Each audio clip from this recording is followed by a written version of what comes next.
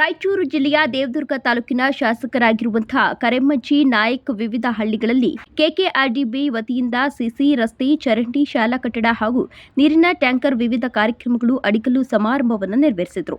ಅಡಿಗಲ್ಲು ಸಮಾರಂಭವನ್ನು ನೆರವೇರಿಸಿ ಮಾತನಾಡಿ, ನನ್ನ ಕ್ಷೇತ್ರದ ಜನತೆಗೆ ಕೊಟ್ಟಂತ ಮಾತು ಚಾಚು ತಪ್ಪದೆ ಪಾಲಿಸುತ್ತೇನೆ. ಮುಂದಿನ ದಿನಗಳಲ್ಲಿ ನನ್ನ ಕ್ಷೇತ್ರಕ್ಕೆ ಹೆಚ್ಚಿನ ಅನುದಾನವನ್ನು ತರುವ ಕೆಲಸವನ್ನ ಮಾಡುತ್ತೇನೆಂದು ತಿಳಿಸಿದರು.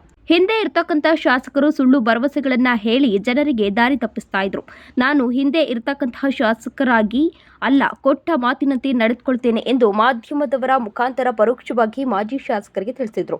ಈ ಸಂದರ್ಭದಲ್ಲಿ ವಿವಿಧ ಇಲಾಖೆ ಅಧಿಕಾರಿಗಳು ಮತ್ತು ದೇವದುರ್ಗ ತಾಲೂಕಿನ ಎಲ್ಲಾ ಜೆಡಿಎಸ್ ಕಾರ್ಯಕರ್ತರು ಮತ್ತು ಮುಖಂಡರುಗಳು ಭಾಗವಹಿಸಿದರು.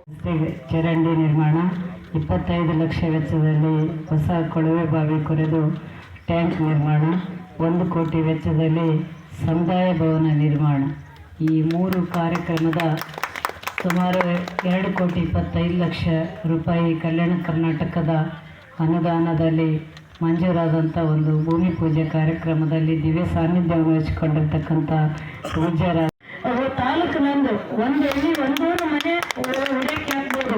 ಇಡೀ ತಾಲೂಕಾದ್ಯಂತ ನನಗೆ ಹುಡುಕಿ ಹಾಕ್ಯಾರ. ಆ ಋಣನ ನಾನು ಯಾವ ರೀತಿ ತೀರಿಸ್ಬೇಕಂತ ಗೊತ್ತಿಲ್ಲ.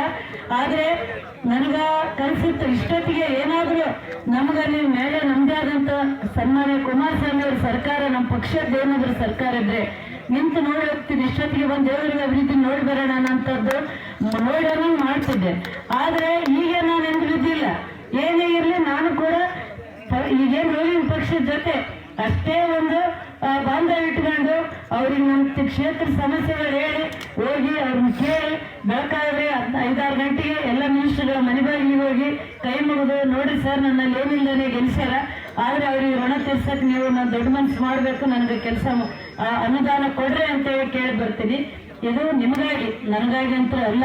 ಇದು ನೀವು ನನಗೆ ಕೊಟ್ಟಂಥ ಅವಕಾಶನ ಬಳಸಿಕೊಳ್ಳೋಕೆ ಒಂದು ನಿಮ್ಮೆಲ್ಲರ ಬೆಂಬಲ ಇರಲಿ. ಭಾಳ ಕೆಲವರು ಏನು ಕರೆಮ ಗೆದ್ದು ಬರ್ತಾ ಇಲ್ಲ ಅಂತೇಳಿ ಯಾರಾದರೂ ಅಂದ್ಕೊಂಡ್ರೆ ದಯಮಾಡಿ ಕ್ಷಮಿಸಬೇಕು. ನಾನು ಆ ಸಲ ಬರೀ ಕೈಲಿ ಬಂದು ಮನೆಗೆ ತಿರುಗಾಡಿ ನಾನು ಓಟ್ ಕೇಳಿ ಹೋಗಿನಿ. ನಾನೇನಾದರೂ ಅನುದಾನ ತಗೊಂಡು ಪ್ರತಿಯೊಂದು ಊರಿಗೆ ಹೋಗ್ಬೇಕು ಅನ್ನೋದು ಒಂದು ಆಶೆಯಿಂದ ಬರೋದಕ್ಕೆ ಸ್ವಲ್ಪ ತಡ ಆಗಿದೆ. ಆದರೂ ಮದುವೆಗಳ ಪ್ರತಿಯೊಂದು ಏನಾದ್ರು ಕರೆದಾಗ ನಾನು ಕ್ಷೇತ್ರದಾಗಿದ್ದಾಗ ಒಂದು ದಿನ ಬಿಡುವು ಮಾಡಿ ಕೇಳಾರ್ದಂಗೆ ನಾನು ಹೋಗ್ತೀನಿ. ಅವತ್ತೇನು ಮಾತು ಕೊಟ್ಟಿದ್ದೆ ನಾನು ವೇದಿಕೆ ಮೇಲೆ, ಯಾವುದೇ ಕಾರಣಕ್ಕೂ ನಿಮ್ಮನ್ನು ಮರೆಯೋದಿಲ್ಲ ಅಂತೇಳಿ ನಾನು ಕೂಡ ಮರೆಯುವಂಥ ಸಂದರ್ಭ ಬರೋದಿಲ್ಲ. ಅಂತ ಕೆಲಸ ಮಾಡಿರಿ ನೀವು. ಪ್ರಜಾಪ್ರಭುತ್ವವನ್ನು ಎತ್ತಿಡಿದಂಥ ತಾಲೂಕು ಏನಾದರೂ ಇದ್ರೆ ಅದು ದೇವದುರ್ಗ. ಯಾಕಂದರೆ ದೇವದುರ್ಗದಲ್ಲಿ ಡಾಕ್ಟರ್ ಅಂಬೇಡ್ಕರ್ ಅವರಂತ ಅವರ ಆಶೆಯನ್ನು, ಅವ್ರ ಸಂವಿಧಾನನ ಎತ್ತಿಡಿದಂಥ ತಾಲೂಕು ನಂದು.